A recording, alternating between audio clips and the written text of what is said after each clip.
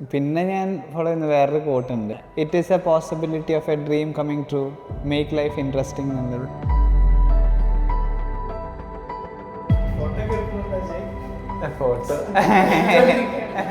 Hello everyone, എൻ്റെ പേര് അജയ്. ഇത്തവണത്തെ CSE റാങ്ക് ലിസ്റ്റിലുണ്ട് ഞാൻ ലീഡിലെ പ്രൈം ബാച്ച് സ്റ്റുഡൻ്റ് ആയിരുന്നു. അപ്പോൾ ഞങ്ങളുടെ ആ ഏരിയ, വയനാട്ടിലേക്ക് പോകുന്ന ഏരിയയിൽ അടുത്തൊരാളെന്നുള്ള രീതിയിൽ എല്ലാവരും, പിന്നെ നാടിൻ്റെ ഒരു സോളിഡാരിറ്റി ഉണ്ടല്ലോ, എന്ന് വെച്ചാൽ എല്ലാവരും വലിയ ആഘോഷത്തിൽ പങ്കുചേരുക എന്നുള്ളൊരു സാധനം, അത് ഭയങ്കരമായിട്ടുണ്ടായിരുന്നു. ഇന്നലെയൊക്കെ രാവിലെ എഴുന്നേറ്റ് മറ്റേ ആൾക്കാർ വരുന്ന കണ്ടിട്ടാ. ലീഡിൻ്റെ സിസ്റ്റമാണ് എപ്പോഴും എനിക്ക് കോൺഫിഡൻസ് തന്നിട്ടുള്ളത്. ആ സിസ്റ്റത്തിനെയാണ് ഞാൻ വിശ്വസിച്ചിട്ടുള്ളതും എനിക്കൊന്ന് അത് തന്നെയാണ് ഇവിടെ വർക്കൗട്ട് ചെയ്തിട്ടുള്ളതും എൻ്റെ കോൺഫിഡൻസ് ബിൽഡ് ചെയ്ത ഫാക്ടറായിരുന്നു. ഈ വർഷത്തെ സിവിൽ സർവീസിൻ്റെ റിസൾട്ട് വന്നപ്പം ഏറ്റവും കൂടുതൽ ഞങ്ങൾ സന്തോഷിച്ചത് അജയുടെ ഒരു റിസൾട്ടിലാണ്. കാരണം വിജയം എന്നുള്ളത് നമ്മൾ എവിടെ എത്തിച്ചേർന്നു എന്നുകൊണ്ടല്ല അളക്കേണ്ടത്, മറിച്ച് എവിടെ നിന്ന് എത്രമാത്രം ട്രാവൽ ചെയ്തിട്ടാണ് ഒരാൾ ഒരു സ്ഥലത്തെത്തുന്നത് എന്നുള്ളതാണ് എനിക്ക് തോന്നുന്നു വിജയത്തിൻ്റെ യഥാർത്ഥ മെഷർമെൻറ്റ്.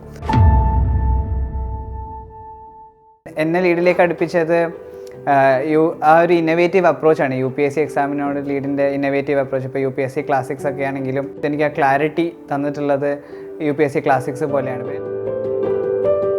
പിന്നെ മെയിൻ സ്കില്ലറിലേക്ക് വരുമ്പോഴും അതേ innovative approach. Daily answer writing എന്ന് പറഞ്ഞാൽ വെറുതെ 5 ക്വസ്റ്റ്യൻ തന്നിട്ട് അങ്ങനെ ആൻസർ എഴുതി പോവല്ല. അതിനൊരു സിസ്റ്റം ഉണ്ട്, അതിൽ സിസ്റ്റമാറ്റിക്കായിട്ട് സബ്ജക്ട്സുകൾ അറേഞ്ച് ചെയ്തിട്ടുണ്ട്, ടോപ്പിക്സുകൾ അറേഞ്ച് ചെയ്തിട്ടുണ്ട്.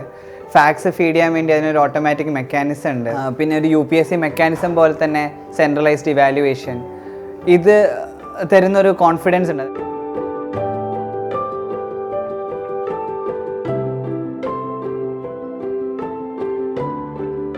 ഹലോ,